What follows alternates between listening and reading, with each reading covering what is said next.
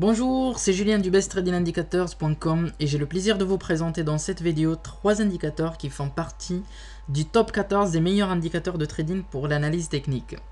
Sur ce graphique du dollar contre le franc suisse en 1 heure, je vous présente 3 indicateurs. Le premier, c'est l'indicateur du centre de gravité statique ou Belkaya Taimin. Le deuxième, c'est l'indicateur Belkaya Taimin en version courbe. Et le RSI que tout le monde le connaît. Tout d'abord, je vais essayer d'expliquer le fonctionnement de ces deux indicateurs, Belkaya Taimin normal et le Belkaya Taimin en version de courbe. Le Belkaya Taimin qui fait partie des 8 nouveaux indicateurs de Belkaya nouvelle génération, il comporte 3 courbes ou 3 lignes. Une ligne de couleur verte, comme on voit ici, qui montre la hausse. La ligne orange qui montre la baisse des cours. Et une petite ligne entre les deux. Elle est toujours de couleur jaune qui montre à chaque fois la transition d'une tendance baissière en tendance haussière ou l'inverse. Je prends l'exemple de ce niveau où ces deux indicateurs, Belkaya Taimin statique en version courbe et le centre de gravité statique nous donnent deux validations de position d'achat. Là, on voit ici que cette bougie pour le centre de gravité statique a atteint le niveau -8 en survente. On voit ici que même Belkaya Taimin en version courbe nous montre un dépassement du niveau -30 ici, et juste à ce niveau où la ligne retourne au niveau 30, cet indicateur nous valide une position d'achat. Donc en se basant uniquement sur cet indicateur, là, à ce niveau, on prend une position d'achat, ici. On voit malheureusement que ici, l'indicateur RSI normal reste neutre puisque il est bien positionné sur sa zone 50.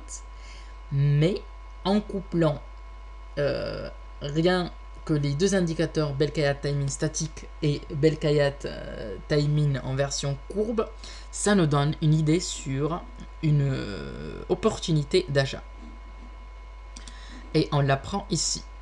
Donc à ce niveau-là, on a acheté. En arrivant à ce niveau, le Belkaya Taimin en version courbe nous montre une zone de surachat. Et il faut toujours s'attendre là à une opportunité de vente sur le retournement des cours ici. C'est la même chose. Là, on a pris une position de vente. Ici, on a vendu. Là. Et puis, les cours commencent à baisser jusqu'à ce niveau. Là. Où on voit que Belkaya Taimin en version courbe a dépassé le niveau de 30, là, jusqu'à ce niveau, une zone de survente, et puis il retourne.